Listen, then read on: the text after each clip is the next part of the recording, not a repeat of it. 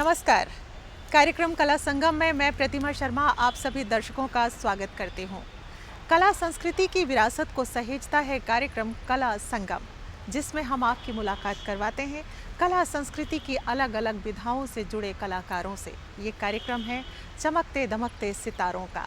आज हम जिनसे रूबरू होंगे, अगर मैं उनके लिए ये कहूँ कि जब वो बोलते हैं तो फूल झड़ते हैं, जब वो बोलते हैं तो फूल झड़ते हैं, और जब वो नृत्य करते हैं तो घुंघरू खुद ब खुद बोल उठते हैं। शास्त्रीय नृत्य कथक गुरु नृत्य शिरोमणि जितेंद्र महाराज जी। बनारस घराने का जाना माना नाम कथक नृत्य शिरोमणि गुरु जितेंद्र महाराज, जिन्हें राष्ट्रीय अंतर्राष्ट्रीय स्तर पर कला संस्कृति में एक खास मुकाम हासिल हुआ है। अनगिनत नृत्य रचना और नृत्य नाटिकाओं को रचने वाले गुरु जितेंद्र महाराज ने मंदिर शैली को अपनाया और उसे एक खास मुकाम तक पहुंचाया। आपका जन्म बरेली उत्तर प्रदेश में हुआ। शुरुआती तालीम उन्होंने अपने गुरु पंडित कृष्ण जी महाराज से ली और अपनी साधना को जारी रखा। गुरु शिष्य परंपरा के सशक्त पक्षधर गुरु जितेंद्र महाराज शिखर तक पहुंचने का मार्ग गुरु को मानते हैं। अद्भुत नृत्यकार, नाटककार, रचनाकार, गायक, वादक गुरु जितेंद्र महाराज ने अपनी प्रतिभा, यश और कीर्ति के परचम तमाम पुरस्कारों के रूप में हासिल किए हैं। कथक गुरु जितेंद्र महाराज ने विधिवत तरीके से गुरु शिष्य परंपरा का निर्वहन करते हुए नृत्य की बारीकियों को सीखा है और निरंतर साधना करते हुए कथक को शिखर तक पहुंचाया है। आज आपके शिष्य इस परंपरा को दुनिया के कोने कोने तक पहुंचा रहे हैं। कला संस्कृति में आपका नाम सदैव फक्र से लिया जाएगा।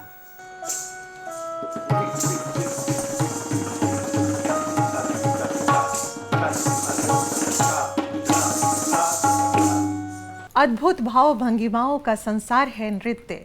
शुद्ध हृदय से किया जाए तो ईश्वर की आराधना है नृत्य। आज हमारे साथ हैं शास्त्रीय नृत्य कथक गुरु नृत्य शिरोमणि, जिनका कला और संस्कृति में बड़े सम्मान के साथ नाम लिया जाता है, गुरु जितेंद्र महाराज जी। आइए उनका स्वागत करते हैं। गुरु जी, आपका बहुत बहुत स्वागत है कार्यक्रम कला संगम में। कला संगम में मुझे आपने आमंत्रित किया कि मैं अभी अपने बारे में कुछ बताऊं। गुरुजी, कथक जो शैली है बड़ी अद्भुत नृत्य शैली है और आप बनारस घराने से ताल्लुक़ रखते हैं। तो सबसे पहले तो हम जानना चाहेंगे कि ये जो बनारस घराना है, इसकी क्या बारीकियां हैं, क्या खासियत हैं? बनारस घराने की विशेषता ये है कि इसमें शुद्ध नृत्य बोलों का प्रचलन है। तबला और पखावज पहले रही शुरू में, और बाद में फिर तबला भी से सम्मिलित हो गया। तो शुद्ध नृत्य मतलब है कि अगर हम कहते हैं कि धातिट धातिट दादा तिट, ये तबला हो गया, और धाकट तक तो मुड़ी तक घन तक कदिकट गिगीतन, ये पखावज हो गई। और शुद्ध नृत्य का मतलब है कि नादिक दिगट नादिक नादिक थई दिगट थई दिगट ताते तय तय तथई दिगट थई दिगट ताते तय तय तथई दिगट थई दिगट ताते तय तय तथई दिगट थई। तो दिग का चलन जो है वो इसमें बहुत ज़्यादा नृत्य में पाया जाता है। और इसकी एक सबसे बड़ी बात ये खूबी है कि जैसे आप कहते हैं पैर, तो कैसे तैयार किया जाता है।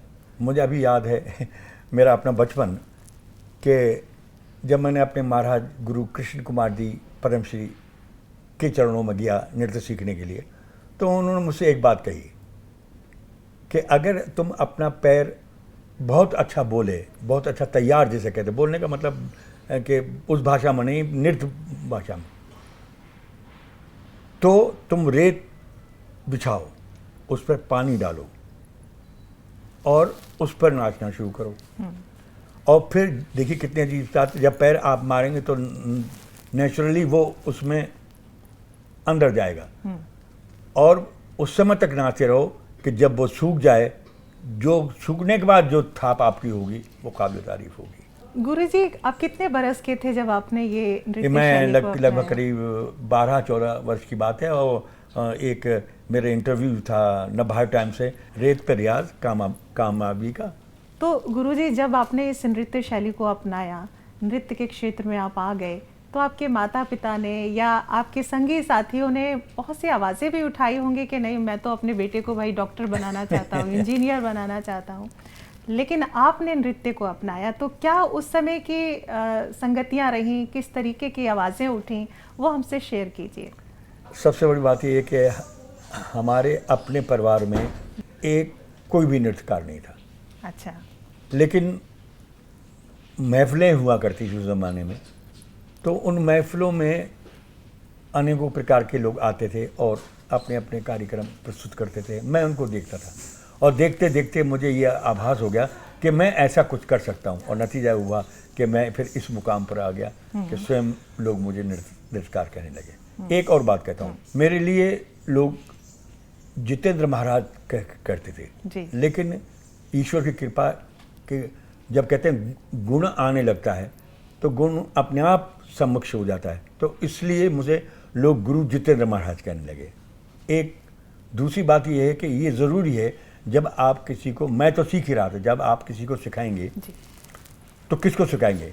तो ऐसे समय में मुझे नलिनी कमलनी से भेंट हुई, और नलिनी कमलनी से भेंट होने पर जब मैंने इनको शिक्षा देना शुरू की और इन्होंने नृत्य करना शुरू करा, तो स्वयं ही लोग ये कहने लगे कि एक समय आया कि गुरु जितेंद्र महाराज नहीं बल्कि नलिनी कमलनी के गुरु जितेंद्र महाराज। क्या बात है। तो पहले कहते हैं कि नाम शिष्याओं का हुआ, उसके बाद उच्चारण लोगों ने मेरे बारे में करा। गुरुजी, आपने गुरु शिष्य परंपरा को बहुत माना है, आगे बढ़ाया है, तो उसी संदर्भ में पूछना चाहूँगी कि आपकी जो प्रमुख शिष्याएं हैं नलिनी जी और कमलनी जी, और आप तीनों ही साथ साथ नृत्य के बहुत सारी प्रस्तुतियां आपने साथ दी हैं। जी जी। तो क्या कभी ऐसा भी हुआ है कि आपस में प्रतिस्पर्धा रही हो? देखिए, बात यह है कि कला हमें सबसे पहले सिखाती है कि किसी के प्रति आप बुरा ना सोचें। जी, बिल्कुल। और गर्वित ना हो, मतलब गर्व नहीं होना चाहिए।